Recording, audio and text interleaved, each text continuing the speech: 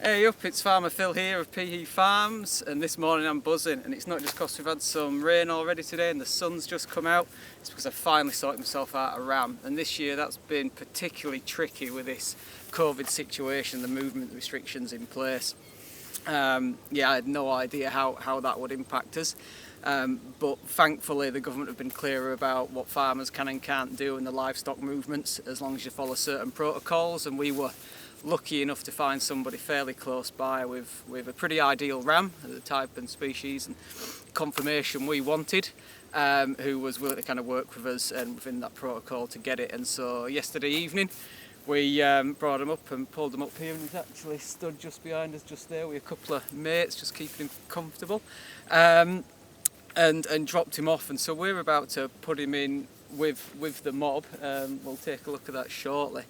But the ramifications of this being 4 weeks later than what we'd have ideally liked to start tupping is a knock-on effect that probably lasts 18 months, unfortunately for us, with our lambs. So we try and time our lambing for when there's a rising plane of nutrition in spring, and so if we get the lambs coming on at the start of that, then we're matching the nutritional requirements of the ewes and the newborn lambs to what the land's able to provide and that rising nutritional plane of the pasture.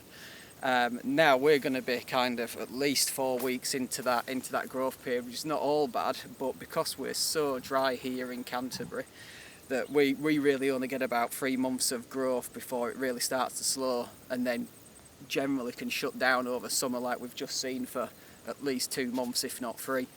And so that means come the autumn growth, the lambs won't have sized up as big, and we're very unlikely to be able to size up these lambs to a harvestable size prior to winter.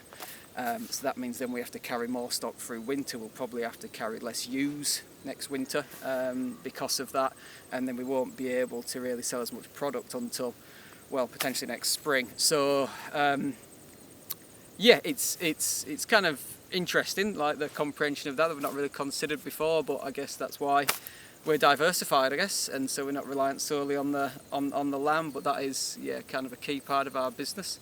But our ram is just behind us, we're just having a sniff around, and what we'll do now is just run him through into the cell there that the rest of the stock are in, and hopefully watch him get busy.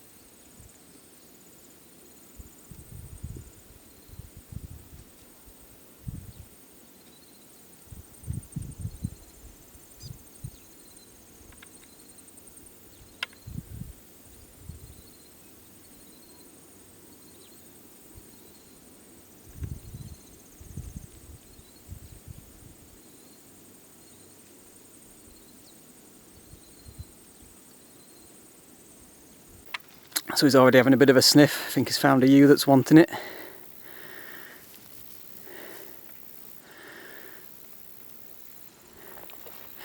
What we do tend to see is it's the older ewes that, whether they just cycle quicker or take dominance, but they're the ones that tend to own the ram first, and that's probably one of our oldest ewes right there actually. This will be her last breeding season. And so yeah, it's just as quick as that. That's literally open up the gate and he's in there.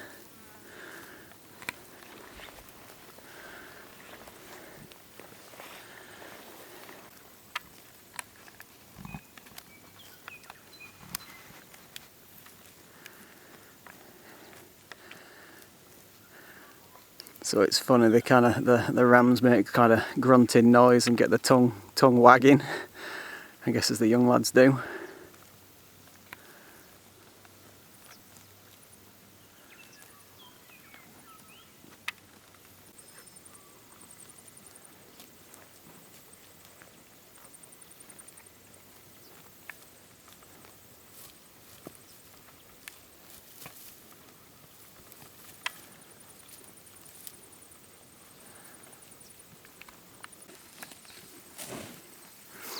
Now they're quite literally queuing up.